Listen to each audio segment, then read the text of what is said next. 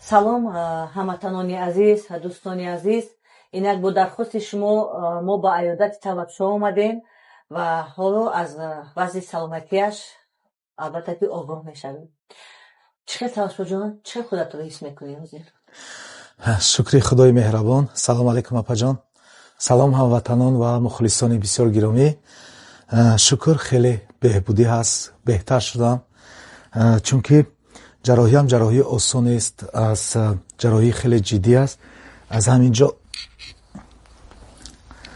ба фикрам аз ҳаминҷо оғоз мешавад то инҷо қӯймич ба тоҷикӣ, ба забони тоҷикӣ мешавад ва дар инҷо боз як ҷарроҳии хурди дигаам ҳаст. намедонам инаш ба кадом хотир. дуто ҷарроҳӣ дар ҳаминҷо ва қӯймичамро бо металл иваз кардам ва саломатиам беҳтар аст апаҷону.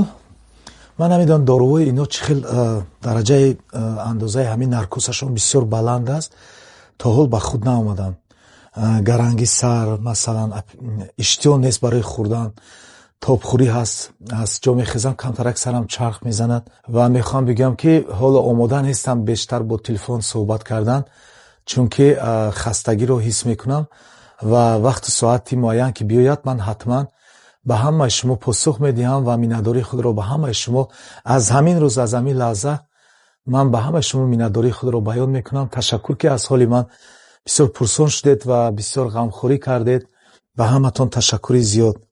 ва пеш аз ҳама худои меҳрубон апай замира ки ҷарроҳии ман бисёр сабук гузашт. мана имрӯз шукр дар хона ҳастем. хай дар ватани азизи мо Тоҷикистон масалан ин хел ҷарроҳиҳо муддати шояд 20 рӯз, муддати шояд 30 рӯз дар беморхона мехӯбанд, унҷо масалан табобат мегиранд.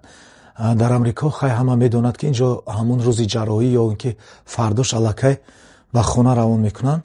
ҳоло он ки ман омода нестам ҳозир дар хона бошам, рости гап, аммо қонун қоида инҷа ҳамин тавр аст.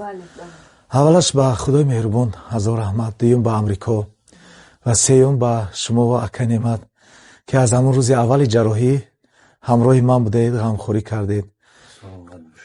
шумоам акай Неъматҷон саломат бошед.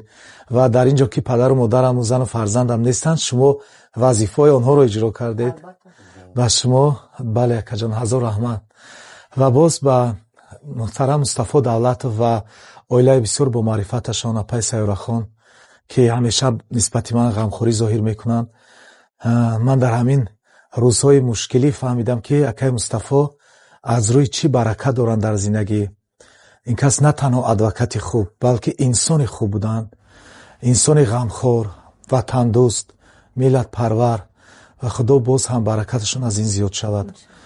ва боз дар баробари шумо Муждахон Назрӣ ва яке аз духтарони фаъоли тоҷики амрико ки аз ҳамон рӯзе ки ман дар наркоз будам ҳамроҳи шумо маро сабт кардан видео ва ба мардум гуфтанд ки ба талабшо кӯмак кунед.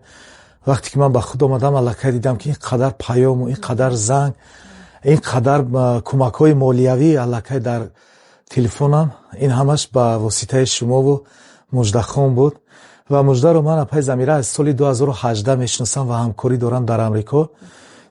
ҳамеша ман дар фаъолияти ин духтар тозакорӣ дидам, шаффофият дидам ва шояд ҳамин сабабҳо аст ки Мужда рӯз то рӯз боз ҳам пештару бештару хубтар мешавад ва ҳар чорабиние ки Мужда онҷо саркор аст, он чорабинии олӣ мешавад. ташаккур ба Мужда ва аҳли оилаи Муждашон. ва дар баробари ҳамаи шумо апай замираҷон инҷо бисёр ҳамватанон, рафиқони наздик, хешу таборон дар амрико хеле кӯмакҳо карданд, хеле кӯмакҳои молиявӣ равон доранд, ғизову хӯрок, ҳамчунин тарабхонаи Караван акай Беҳрӯз ки бо хӯрокҳои гарму тоза моро таъмин дорад. ташаккур мегӯям ба ҳамаи ҳамватанон ва боқӣ намедонам чӣ бигӯям. миннат дорам аз ҳама. талашоҷон инро гуфтаниям ки бисёре аз дӯстои мо, бисёре аз ҳамватанон аз ман бисёр мепурсанд, хоҳиш мекунанд ки мо чӣ хел ба талабшо кӯмаки худамонро расонем, чунки ҳамун почта электронӣ ки мо гузоштем он қадар сарфам нарафта истодаанд. барои ҳамин хай гуфтем ки номери телефон мемонем, дар ҳамун рақамҳои телефон метавонанд зел кунанд. бале, рақами телефони ман шоҳид ҳастам барои ин маслиҳати апаи замира. Рақами худи ҳами апам ҳастанд, яъне одами наздики ман ҳастанд.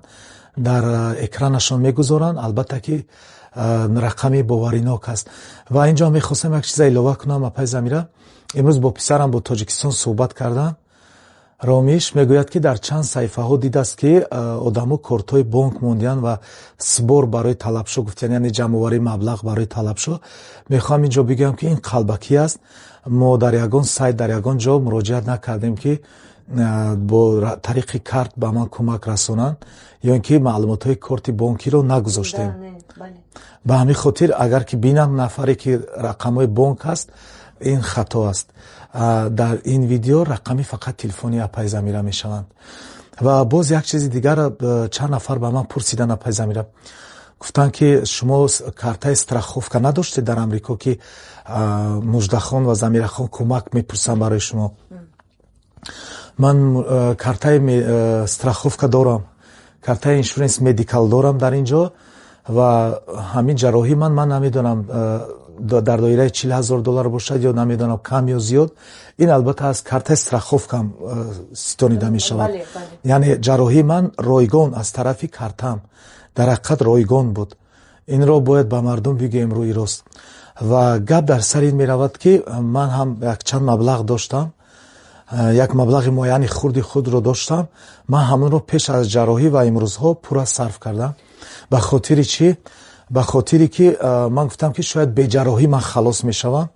Клиникҳои хусусиро рафтам, вай кардам. Маблағ бале, не умуман рентгенаму ва дигар ҷоҳо кӯшиш кардам ки дар клиникҳои шахсӣ рафта боз вай кунам, аниқ кунам ки ҷарроҳӣ ҳаст ё нест ки дар ҳақиқат ҷарроҳӣ будааст.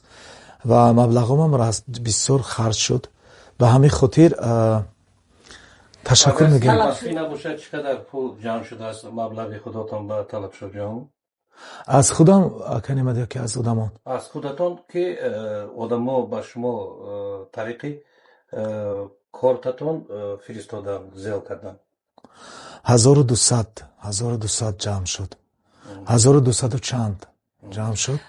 Талабшоҷон, ҳозир ман чиро гуфтанем ки духтурон ба муддати чӣ қадар бояд ки худат дар хона бошӣ? Ташаккури зиёд апаҷон. Муддати 2 моҳ дар хона. умуман 1 моҳ фақат кор кардан мумкин нест. 1 моҳ гуфтанд ки аз тамоми корҳои ҷисмонӣ шумо бояд озод бошед ва давоми 2 моҳ табобат гиред. Давоми 2 моҳ бояд эҳтиёт кунед. 1 моҳ фақат кор кардан наметавонам. Баъд аз 1 моҳ метавонам ки ягон кори сабук кунам, вале кори ҷисмонӣ не. Ба кори пештара не, кори пештара аллакай абадӣ маън кардам. чуне ки аксарият медонанд, ман дар Нью-Йорк дар сечарха кор мекардам, яъне туристон, сайёҳонро мегардондам. Ин корро барои ман абадӣ маън кардам. бале. бохи дар амони худо бошед талабшоҷон. ба шумо шифои комил худованд ато фармояд. ва дар охир бори дигар ба ҳамаи ҳамватанон, мухлисон, ёру дӯстон, пайвандон, онҳое ки аз ман пурсон мешавед, ҳоли маро мепурсед, ташаккури зиёд мегӯям. ба зангҳову паёмҳои шумо ки ҷавоб надодам боз ҳам узр мехоҳам ва боқӣ дар амони худо бошед ва шумо бемор нашавед.